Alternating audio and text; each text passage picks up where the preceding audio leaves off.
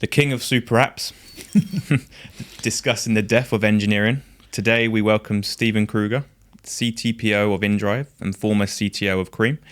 Welcome to Breaking Down Barriers. Morning, Ricky. Thank you. Which is all around building and scaling in a region where we actually finally hear from the builders and makers. So first of all, I think the audience are definitely going to want to hear what you mean by the death of engineering. Yeah, you asked for a topic. This is something which has been bubbling around in my sort of idle space between the shower and the desk, I guess, whenever you have a little bit of downtime. And I'm actually seeing a bit of traction with some of my ex-colleagues. So I may be plagiarizing a few of his recent ideas, but an ex-colleague of mine from Grab in Singapore wrote really recently a good blog article with some of his thoughts crystallizing. So it really resonated with me. Now, we actually, in fairness, in my defense, I came up with this death of engineering thing before his, and his blog is actually titled, I think, something similar, Death of Engineering. So I think I don't want to call myself a thinker, but a lot of people who think about these things are converging on this notion that there's a huge paradigm shift in how software engineering is done. It's related to ChatGPT, that's in the mix, but we need to understand what are the effects. So some of the things we're seeing are, obviously you started off when ChatGPT came out with the McKinsey report saying, you're going to get 30% uplift, all these amazing things, and then CEOs jumped on all the CTOs and said, get on it, make this thing happen. And when we looked at it, tooling was a little immature. We weren't getting near that level of uplift. Helps you a bit with unit test, helps you a bit with documentation, but maybe 5-10% uplifts. But the tooling's been developing, and the scale and speed that tooling's been developing is just incredible. So we're starting to see some new things happen. Now, what my colleague Steve Yeager was talking about was quite interesting. He's talking about the fact that in software engineering, you break things down into simpler and simpler tasks. You start with managers or sort of the innovation points of this is where the idea comes from, and it gets passed on to various levels through the organization, managers and then architects and then senior engineers and then junior engineers. And the task gets progressively decoupled until you get to what Yeager calls the leaf nodes. And it's at these leaf nodes that your junior engineers generally live. And that's small little tasks, like pop this thing in and give me this output and this small little service, and then progressively gets assembled into a larger and larger system and goes through other various phases of the organization, the whole SDLC, but things like deployment and infrastructure and architecture and all those things, take those pieces and assemble them into larger things. Now, it's at those lower levels that you're seeing the biggest hit of some of these AI capabilities, these chat capabilities, generative AI. And what we're seeing is we don't really need those junior engineers to do some of those tasks. They're the ones getting replaced first. So the first problem is you could now take any kind of one of these AI tools like Copilot and say, generate me something that generates a Fibonacci sequence instead of giving it to a junior dev. Now, obviously paraphrasing, but all those kind of tasks. That assembly is now done at the higher levels. So this whole ground floor of engineering, which was your pipeline for senior engineering, is now gone or no longer needed or needed at much less of a scale. And this is where you start saying, so now my organization is largely just made up of middle to senior. And this is where it's getting eaten like this cancer from the bottom up. As the AI capabilities are improving, the mundane tasks that needed somebody still to stitch them together, it's slowly getting better at those things. Previously, you couldn't get AI to generate you a program that would actually compile. It would be like a code fragment. What's the formula for a sheet query? Or what's the formula for some nested search or something? Functional, big O complexity, minimum requirements, and this is what I wanted to do. But now it can actually generate a program. Now it can generate a program in the language of your choice. And it's getting more and more higher order. And this is where you're slowly getting to the fact that you only really need senior engineers. So where do your junior people who were doing these small tasks and working with senior people and having those conversations, where did they get their experience? Where did they get their work? And this is where you start seeing that it's starting to implode, that there's no more pipeline. And so there is no further progression frameworks for those people when they come out of university or similar to be able to kind of they're the ones getting replaced, and there's nowhere to put them in and learn and let them upskill themselves. So I don't know. It's a problem that we need to solve for, because the learning capability is what you were working with senior people like at the next level up. And they were the ones that were giving you skills, giving you advice. You always learn from the leaders, you learn from the people around you. It was very big when I was working with IBM, the whole mentorship program. We were talking about networking and mentoring. And it's super important. Is you learn from the best. Like talk about software engineering and talk about how quality doesn't get retrofit. All of the catchphrases. This is how you do security. Never post for security. Think about security up front. These are just like little drop phrases that makes you a good software engineer.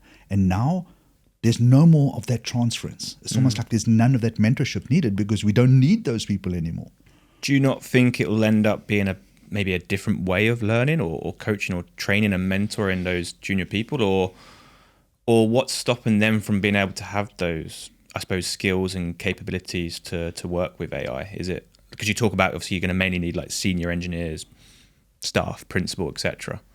Where's the gaps? At some point, these systems will be able to generate everything we need out of the parts that we currently have now. Right now, it still generates a big pile of Lego blocks, and they still need assembly. There's no program that's going to help you to deploy something to production and be elastic and to be scalable and all these things. I mean, it's not never going to happen. It's for sure going to happen. But right now, it doesn't happen. So you still need those level of people who are good at deploying stuff, good at scaling stuff, good at architecting stuff. And we're still better than those AI systems because they're still generating these Lego blocks. But at some point, you can generate a whole system. You could say to an AI, generate me the backend for a ride-hailing app. Generate me the front end for a ride-hailing app. Deploy it, make it scalable. I want it to optimize for cost. I want it to optimize for efficiency, all of these good things. When that happens, now everybody has access to those things, not just these companies who have skills in these domains. So even the interns could ask the right question, generate me a ride-hailing app. So at some point, it's going to be an interesting point where software engineering itself doesn't add any value because all you need is an idea. We're a long way from that at the moment. But I do think that the people who are coming into the market, they don't have a lot of opportunities to be able to even generate those things because you need a lot of resources. If you want to do some Gen AI startup today, you need access to systems which let you generate and train your models in your custom way for your particular value add that are largely out of reach of any kind of a startup. Mm-hmm. Like if you just look at the actual AI compute costs for training a model that's even close to GPT-2, GPT-3, it's hundreds of thousands of dollars. Mm. So unless you get the funding, and we're seeing this with some of the VCs and stuff coming to the regions, but it's out of the reach of the common person until that tooling becomes more accessible, which it will. But there's going to be this delayed place where people just don't have access to resources. Mm. And while we're on this topic then, how do you assess the right caliber of software engineers now? Do you think that's going to change that kind of assessment of the people that you need to hire?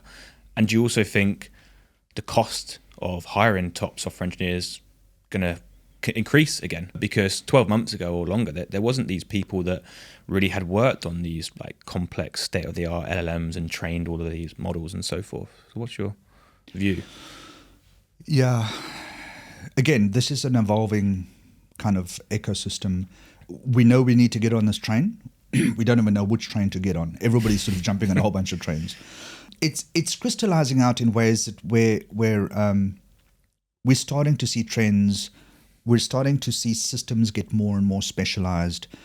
We talked a little bit on one of your evenings a month or two back as well, where we talked about this notion of AI agents and following flavors. And we do this today. Like if you have a proper OpenAI subscription, you can build out a persona and say, hey, as CTPO of a large ride-hailing company, I need to write a 2025 opening message, right? And it does this stuff. It accelerates my working or way of working. I still need to be able to ask the questions, but it can now do things on my behalf.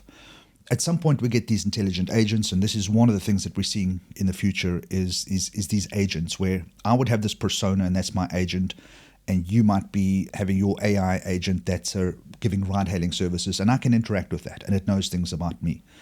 I think this is where we're going to start seeing some really interesting skills coming about, whereby how do you customize these personas for particular people, and how can you abstract that interface so that any software company doesn't need to write interfaces anymore. It just interfaces with my AI. And at that point, user interfaces disappear because we've got the speech or text interface to the way we currently interact with systems, which is through user interfaces. But in terms of measuring people within those frameworks, there's no real preparation you could do because we don't know what that framework looks like. It doesn't exist yet. But you need to be familiar with the terminology, you need to be familiar with the capabilities, and most importantly, you need to be very familiar with the weaknesses of these systems, the hallucination of these systems. So we're seeing this in the legal profession, and they're ones that are hugely impacted at the junior level, where you would now use an AI to generate some summary or do some research about case histories or put together a case. But if you let that thing go before a judge without reading it, it's like if an intern prepared your brief and you went before a judge, I mean, you would be up on charges. Mm-hmm. Same thing. You need to understand that there's hallucination, there's limitations, and we need to really have your skills. You still need to have those skills to redo it, to validate the data is correct. So you're never going to be obviated. Like, you still need that human stamp of approval or that human validation or that human input. But yeah, it's going to be a tough world. And you said, obviously, it was a while back when we did the panel, from an executive perspective, you said, like, how do we stop like feeling dirty about using AI and the guilt around it and the corporate strategy using AI, and should we feel about guilty about using AI? What's your standpoint now, and what's your standpoint going into 2025 for executives there as well, making those decisions? Well, I tell you, let me give you an experience. We've just recently come through our performance cycle, and we're using an off-the-shelf tool called Lattice. Now, Lattice provides this little AI agent. So when you write your performance review of somebody, and I've got a lot of direct reports, I'd write down the key salient points, and I'd go through it, and then I noticed there's this little button which is rewrite this with AI. Rewrite whatever you've typed in as your text. Now, you still need to put in the points like, hey, Ricci's a great guy. He's really good with human relationships, and he's good at introducing networking, etc., etc. And I'd write down those points, and then I clicked this button, and this thing just made me sound like Mark Twain. It's just beautiful. And it's so simple. And we started, I pretty much wrote all my performance reviews with it. But when I got to my 16th or 17th performance review, because I've got a lot of direct reports, I could start recognizing the inputs of this AI agent. And now whenever I look at the performance review, because I see my whole organization and I'm going to do calibration, I can see it from a mile away. And you can see the difference between people who wrote their own and people that maybe wrote their own and used this AI tool to generate on top of it. So should I feel dirty about the people who used it? I used it myself. I found it amazing. It really takes the edge off what might be sometimes hard feedback. It gives you that ability to be thoughtful. It looks like you've got emotional intelligence. It does all of these things for you, which are super important. You want to get that right. But at some point, you realize that it's making you a better version of yourself than you actually are. And this is, I think, where the dirtiness comes into it. It's almost like the Lance Armstrong effect, right? It's still you, it's still fundamentally you, but you've been supercharged, you've been turbocharged. So if someone said, like, Steve, here's a notepad, go and write that review again, well, I don't think I could do it. But if you honestly think about the situation, so what? With Steve and that thing, this thing was much better output, and that's what you want from your employees. So yeah, I do think that we need to get used to working with these things. We need to not rely on them, like they don't replace you, they need to augment you. And that's the balance. It's got to be that augmentation needs to be quite obvious, that you still need to be adding the value onto this thing. Yeah, no, I agree. As obviously the former CTO of Careem here, would love to get your perspective on what is the current state of technology in the MENA region. Wow. So we touched on this a little bit earlier. It's a bit of a crazy time for the region. There's a lot of people coming into the market, a lot of people, some really skilled people. People are leaving for some reason the traditional areas like UK, like the US, Germany, Amsterdam, all of the places in Europe that typically a lot of the people in the region, or Asian, South Asian, had gone to pick up skills, to pick up a passport, to pick up opportunities, followed where all the other tech jobs were. Berlin is a great epicenter for that. We see, Silicon Valley, etc. And for some reason, at this point in time, everybody's saying, I want to come back closer to the parents. I want to be closer to the region. I want to be closer to home. I want a more familiar environment, or for whatever reasons, it's not good where I am back home. And they want to come back to the region. And they're coming back not necessarily having jobs, not necessarily thinking about anything, but just coming back. And it means that we're seeing a lot of highly skilled people and only a very few jobs. So there's a lot of competition on the salary side of jobs. At the same time, costs are just hugely expensive because a lot of people who've got a lot of money are coming into the region just because of the tax thing in the UK, for example, which is putting a lot of pressure on housing and rents and cost of living and all those things. You can just look outside, the highway's jammed. So there's just a lot of competition. But fundamentally, there hasn't been a huge explosion in job creation. We're not seeing a lot of tech startups, not seeing a lot of funding in tech startups. So I think there's a lot of competition for jobs.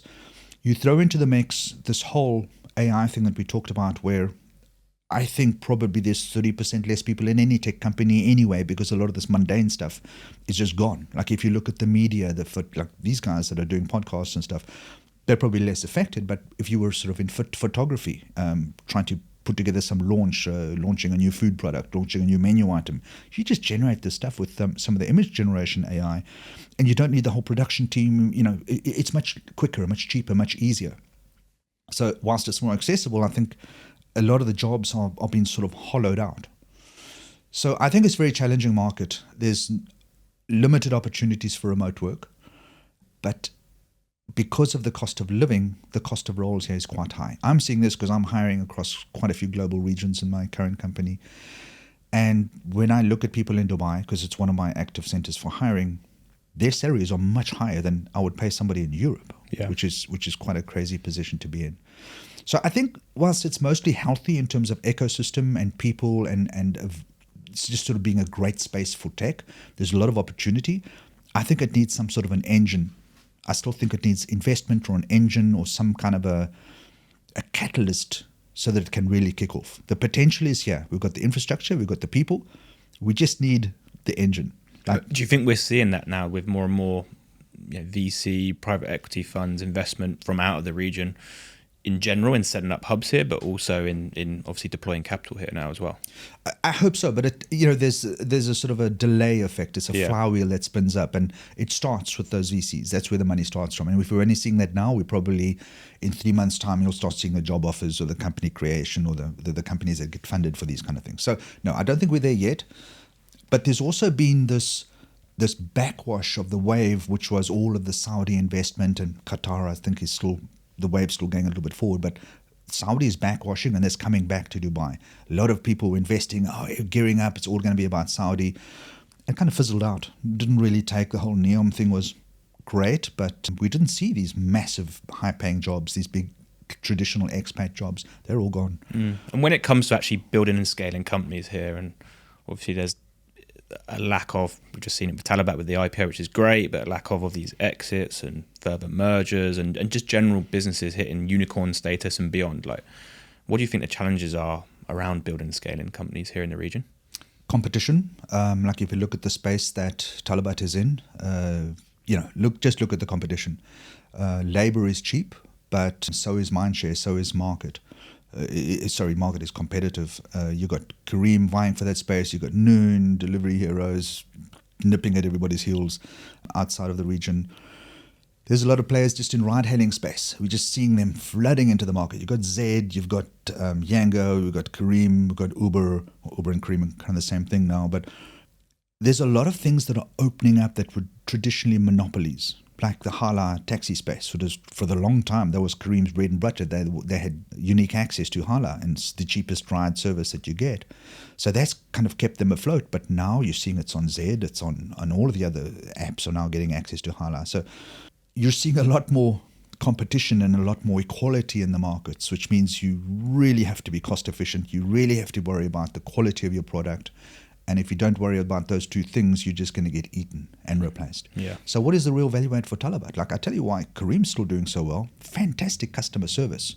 If I look at the Reddit forums on some of the other delivery operators, I don't know that the customer service is on par with that. Is it sustainable? That's the thing, right? At some point, it costs a lot of money to have great customer support. So everybody's trying to find what is the value. Is it the speed? Is it the customer support? Is it the number of SKUs, the number of category items that you're selling, the variety or the specificity versus a particular domain, like this kind of cuisine or this kind of service? What's your real value add? And it's micrometers in terms of differentiating yourself from the competition. Mm-hmm. The old days of easy markets, easy products, gone. I agree with the customer service. I myself, I mean, I use Careem, but I use it for the customer service. I could use other options. So I think that there is the value add there, and I think it is important, but obviously it is costly as well. As a CTO, managing large teams, in Careem's case, I think 600 plus. What's it really like as a CTO managing such a large team? And how do you manage like yourself and the mindset there as well? It's awful. It is really tough because it's a lot of people to try and understand and try to get feedback from and trying to connect with. I think the smaller the company, the easier it is to connect. Like you really have a way of working. The people that work directly with me, and it's hard to say this because I have a tech bloodline. It's hard to sell ourselves, but the people that I work with definitely understand that I'm very loyal and I'm very honest, high integrity, and they tend to enjoy working with me. But as you get further away from that center of gravity, people don't know you, and it's hard to let them understand you and know who you are. How do you connect with 600 people? So I've been looking at various mechanisms to do that. So you have your inner circle. You need to make sure that your circle of direct reports, you have regular contacts with, that they really understand you, that you understand them. What are their pain points? Are you aligned with the mission? And hopefully they cascade that. And they generally don't. You should assume that they don't. Cascading is one of the toughest things that I've faced with as a leader in an organization, is that people tend to think information as being power and it's a control. And if you have that information, you dole it out on a sort of a need to know basis. Whereas I prefer a much flatter organization structure. So it depends on your actual org culture. So you really need to connect with the people who report to your reports, your skip level reports, and so on, and have these larger and larger meetings at a lower and lower frequency where you have direct, open conversations, anonymous questions, talk about your strategies, cascade this information through the organization. It is really, really tough to land that message across 600 people. At some point, I believe the sweet spot of a unicorn startup or a tech startup is probably around 250 to 300 people on the engineering side, and maybe 100 or so on the product side. That's your sweet spot.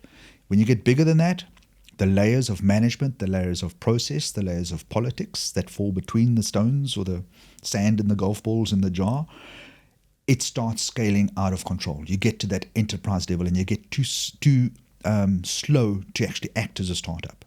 So you're really heading to an enterprise once you're hitting around 600 people. And you go through these constant cycles of, we need to get smaller, we need to get more efficient. And this is what we're dealing with right now, is now we're getting drilled on time to market. And why do we have time to market slow? Because with 600 people, we had to put in place all these quality controls, all these processes to make sure that we released stuff safely and securely. Because 600 people is a lot of Wild West if you don't put quality gates and processes around that whole machine.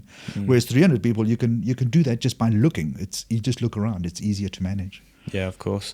And when it comes to it's been a hot topic the last 12 months, and you're now 12 months into that CTPO job title. What's your kind of viewpoint? Does it work? Does it not? What are the pros? What are the cons? I think it can work. But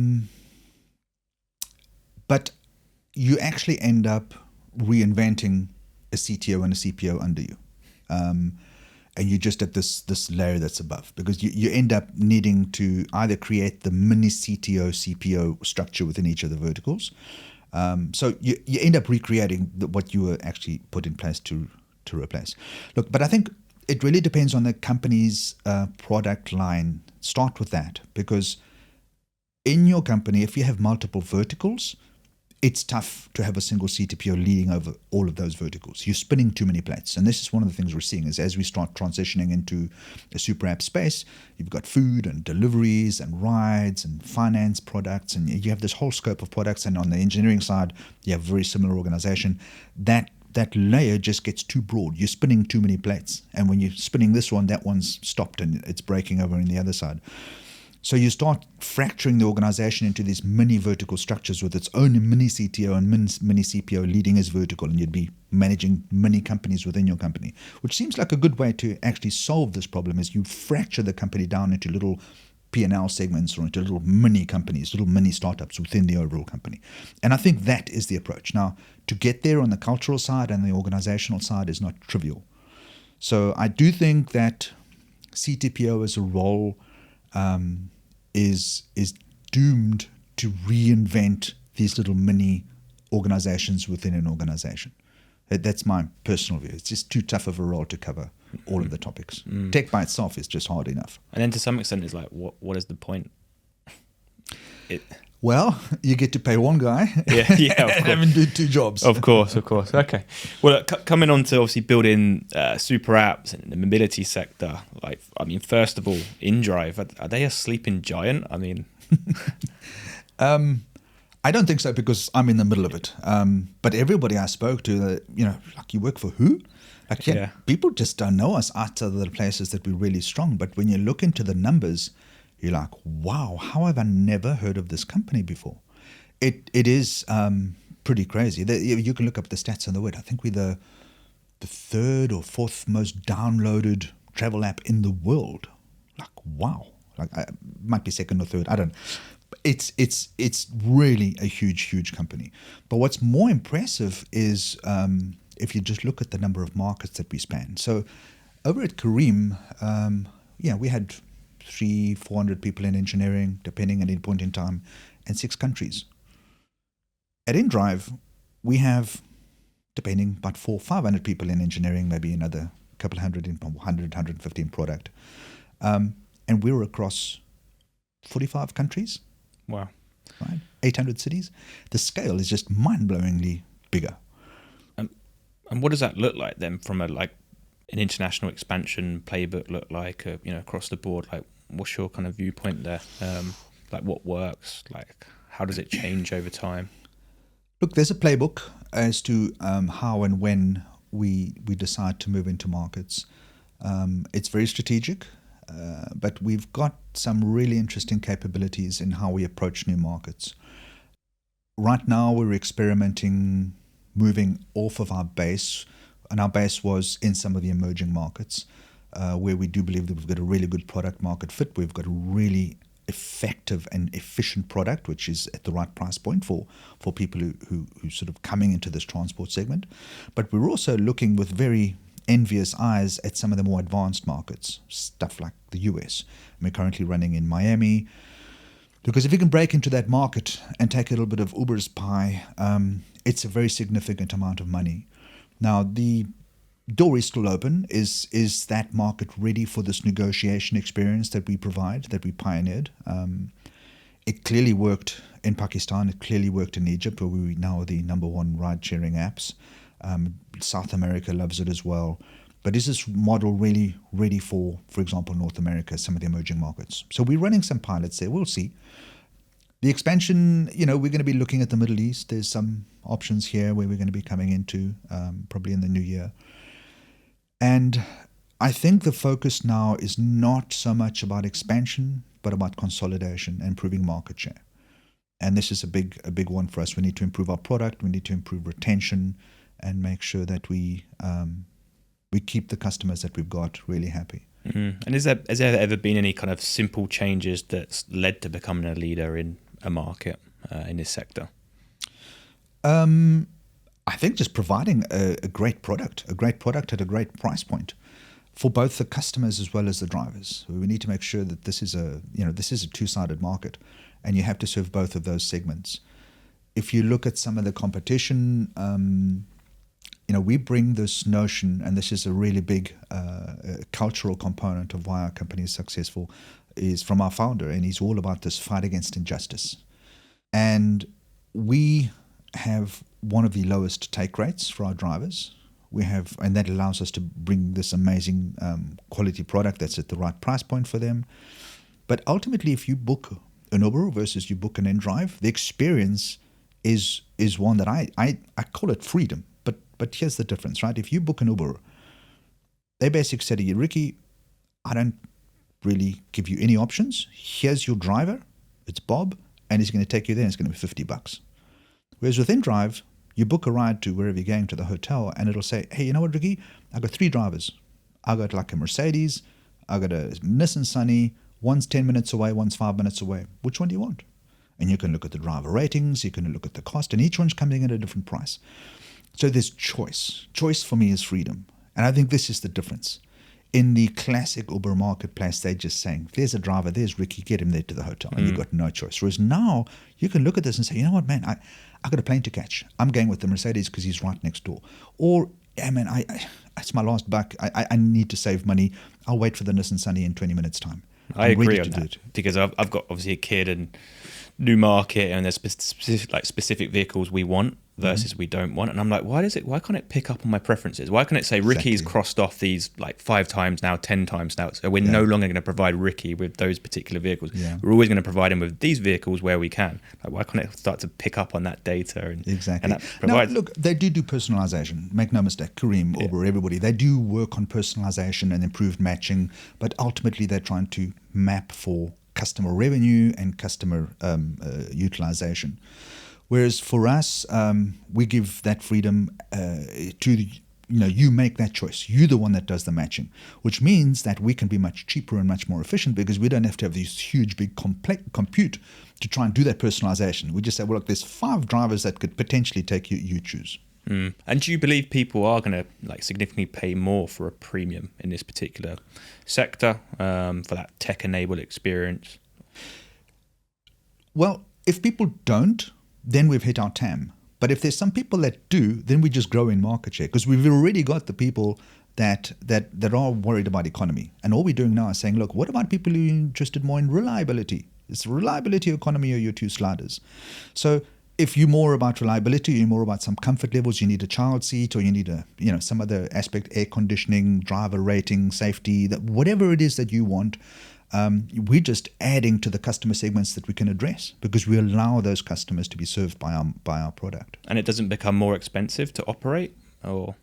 The price of the ride that you choose will be a function of those things, but it's not us that chooses that. You have the choice. Yeah. And when it comes to leveraging data across the platform, logistics for insurance and so forth, how does that all work and operate? What's the best way of obviously structuring that within a business like this? You mean insurance as a product? Yeah, like ride sharing and logistics and insurance and how it all kind of aligns. Look, some of our markets, I don't know if I'm answering the question correctly, if I understood the question. There's 2 aspects of insurance. One of them is that some rides require insurance. Some markets, like the US, require insurance, and it's super expensive. It's like one of the barriers to get into the US market is just the absolute price of insurance. And we've got some really innovative solutions and partnerships where we're solving that in some pretty interesting ways. But then there's also insurance as a product. And this is, I think, where we can start entering on the super app strategy. Is we have the ability to sell value-added services to what is effectively a fairly captive set of employees or participants in your ecosystem, not employees, but where we might improve retention or stickiness on our platform by providing loans and insurance and car services and fuel discounts and all these kind of retention, loyalty type value-added services. So this really is what a super app is all about. The customer equivalent of that is providing additional services. You can go into things like food and courier delivery and a whole bunch of other stuff like financial products and financial services. Again, looking at microloans. Because we've got access to information and data on these users that allows us to serve them in very personalized ways. And when it comes to the future of mobility, and obviously autonomous vehicles and a lot of stuff in the US, what's your viewpoint there?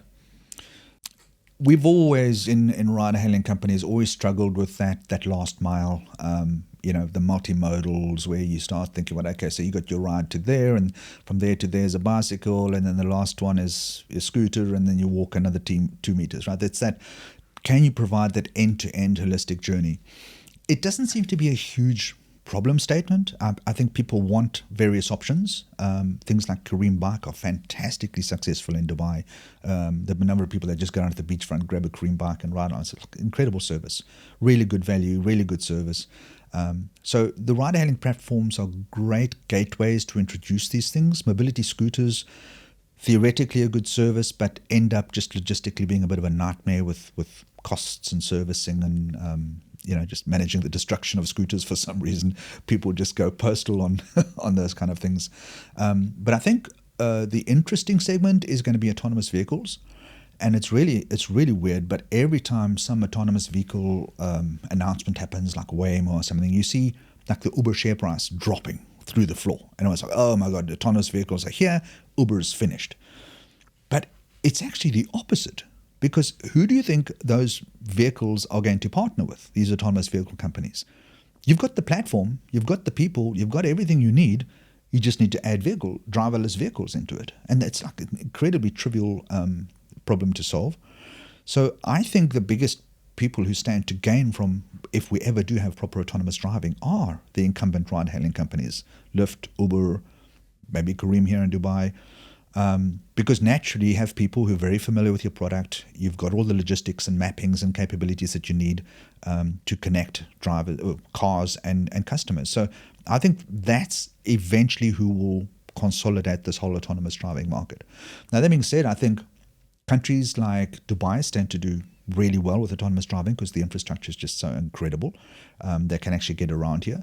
But probably some of the other big ride-hailing markets like Egypt and Pakistan and India, where the network and the maps and the terrain just don't allow for that level of sophistication. We're probably a couple of years out. So I don't think we're going to see any mass moving away from that in some of our markets, but in some of the emerging some of the developed markets at least, there will be some segments which get served very, very quickly with autonomous driving once it comes in. But again, it could be something like scooters where the maintenance costs or the infrastructure costs or some unknown aspect of abuse of those cars, people just passing out and sleeping in them. And I mean, there's a lot that happens on a real day-to-day basis with ride-hailing that autonomous vehicles just haven't started to solve yet. Mm-hmm. There's a safety aspect. There's a lot going on. But I do think that the ride-hailing companies will own that market eventually. Mm. And the physical world is challenging but essential for social connection. So, are you focused on leveraging data science and ad tech to actually enhance that user experience for those better interactions? This is, I think, where inDrive is really going to start waking up in 2025, is we've only just started to scratch the surface of what data we have and how to use it. And we're now starting to mine that data, starting to structure that data and put it together in streams and use it to make this experience a lot more personalized, as you were saying, trying to choose between reliability versus economy or quality are things that we now need to start proposing to you. So if you always pick a particular type of thing like reliability, then we should match you with more drivers, give you that much more options. We need to do a better job of calculating, always our ETAs are the big one, estimated time of arrival.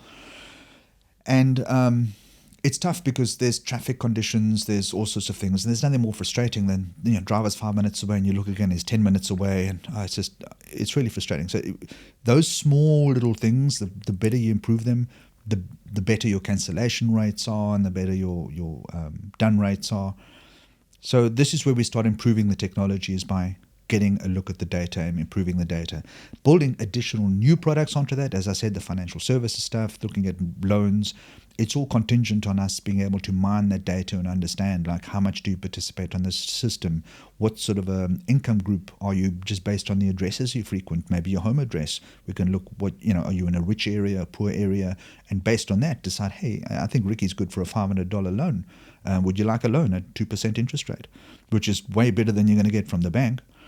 And I think the other area that inDrive can make a lot of impact is in these emerging gig economies, is the term used, you're not banked. You can't go to the bank and say, I want to buy a house. They'll say, give me your last 3 payslips. Well, I'm an Uber driver or an inDrive driver. I don't have payslips. I work meal to meal.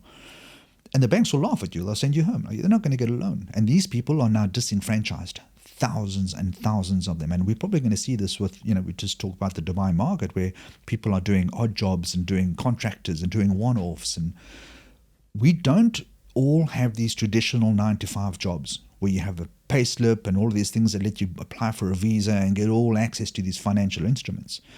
Whereas if we start providing financial services, we have a view of you within our system and how you interact with our ecosystem that allows us to build a risk profile for you that the banks just don't have.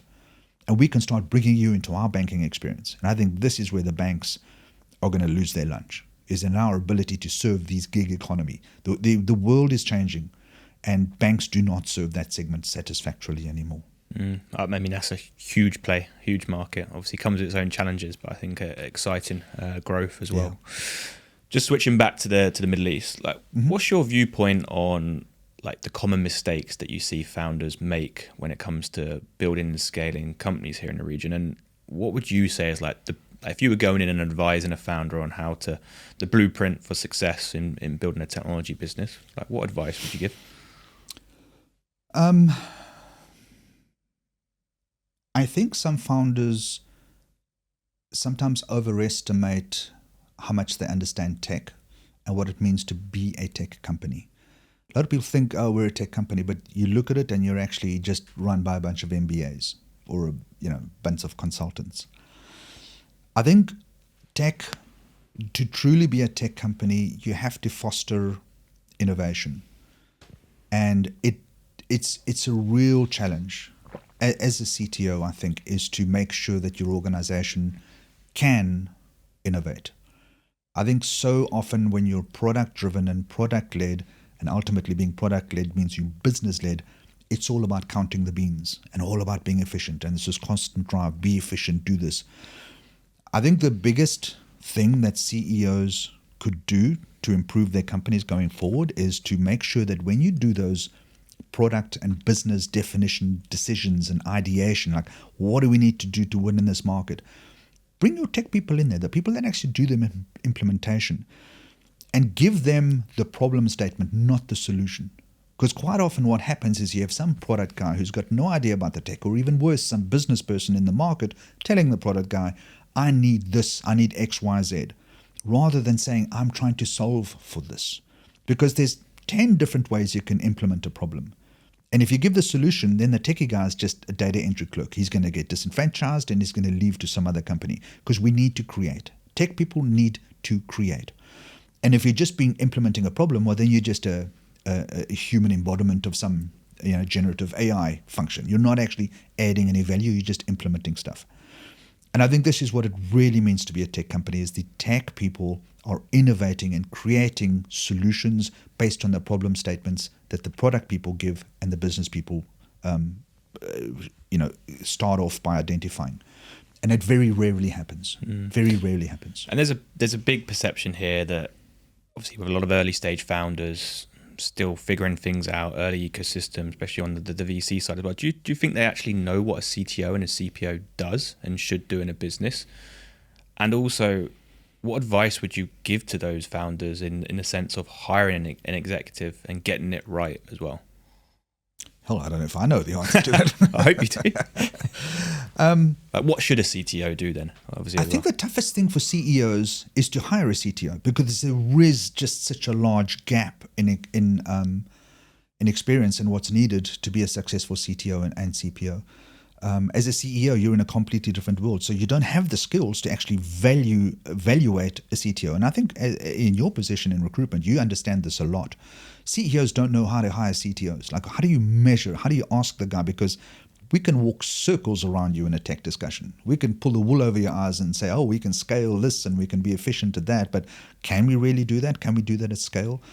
I think that's the real challenge for CEOs. So I would say partner with people when you hire your CTO or your CPO. Make sure that you're getting him from a trusted source, a recruiter that understands the industry, that knows how to separate the wheat from the chaff. Like people who've got a proven track record. Look at references, look at track record, look at where they've come from, what's their background. I think that's really the key. It's really tough to hire a CTO. Same thing for CPO. CEOs shouldn't be in that hiring process. They can do the culture fit. You can understand, I want somebody who's self-driven. I want somebody who's innovative. I want someone who's creative. I want a good leader. They're good at those things. But measuring the actual fundamentals of those C-level roles, I think they shouldn't be too independent on hiring for that. And when it comes to being a CTO, then what's your advice for managing the boardroom to be successful? And how do you know if you're doing a good job as a CTO? Well, you have a job is quite a good indicator that you're doing okay as a CTO. How do you manage the boardroom? Look, everyone's going to do this differently.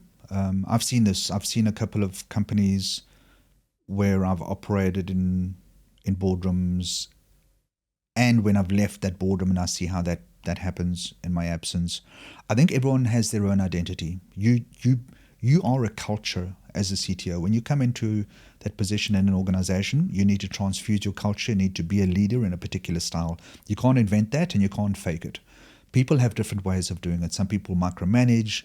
Some people have flat organizations. Some people are very hierarchical. Some people are very political. Personally, in the traditional interview, like, Steve, what's your weakness? Politics.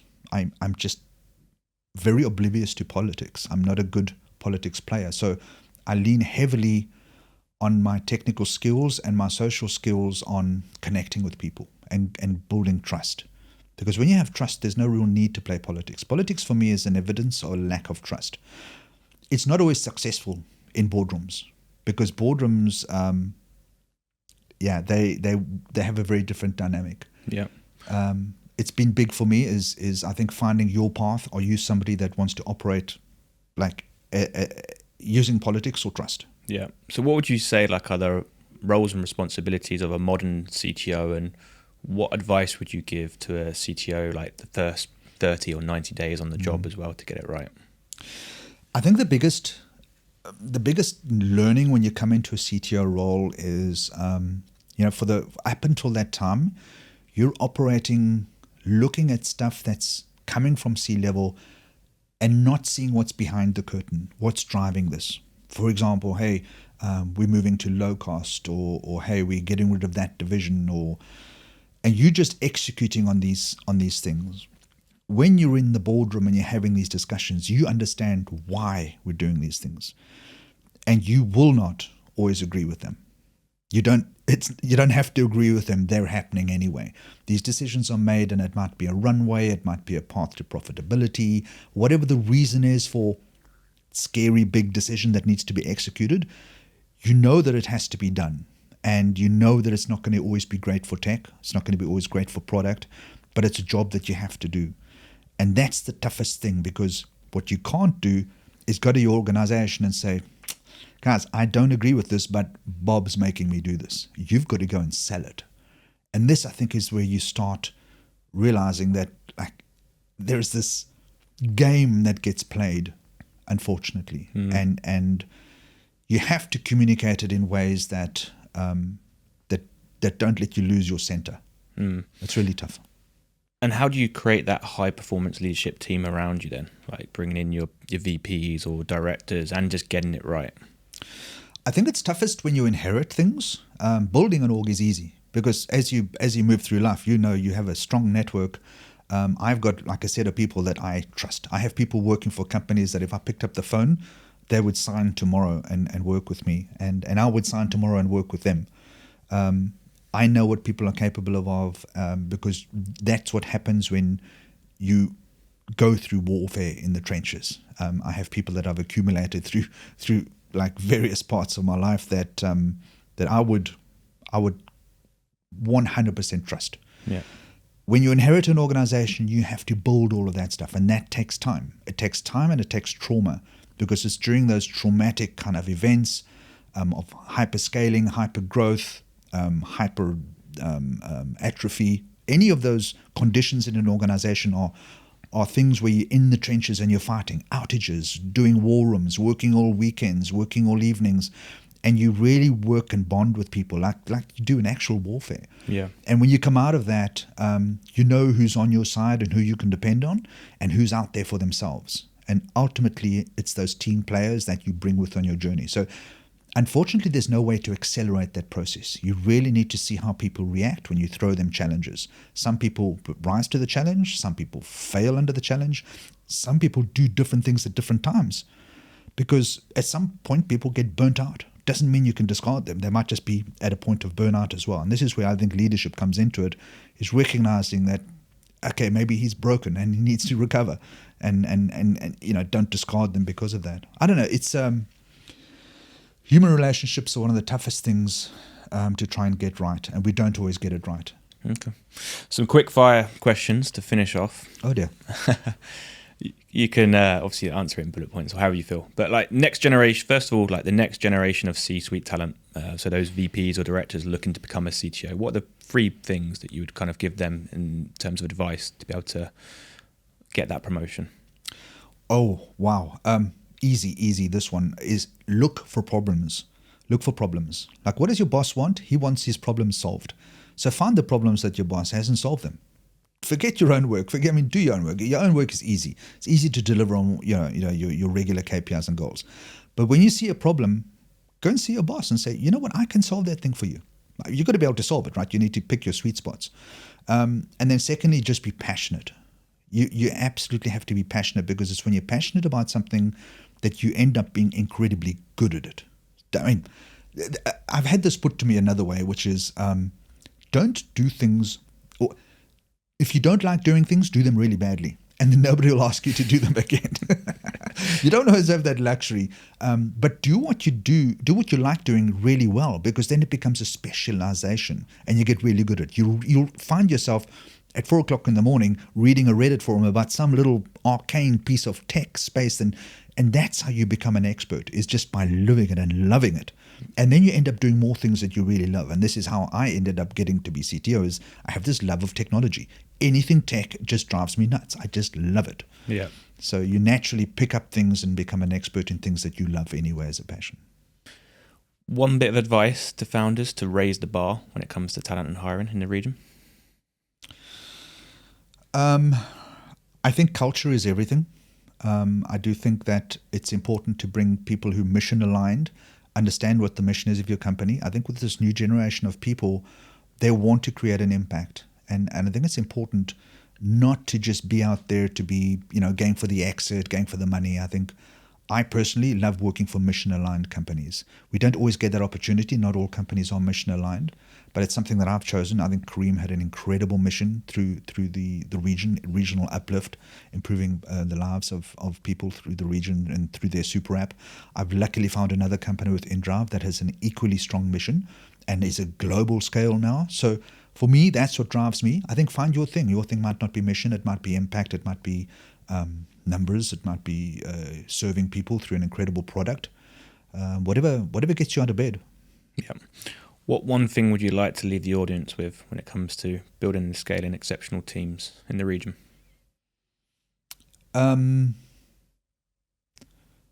Goodness. You might have a long pause to edit on this one.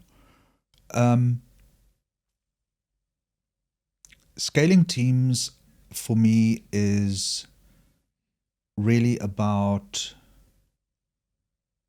as I said, culture is super important. I don't know. I don't have a last one for this one.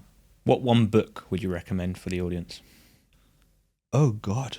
Gödel, Escher, and Bach. Okay. Well, thank you, Stephen, for joining Breaking Down Barriers. It's been a pleasure to have you. Thanks, Ricci.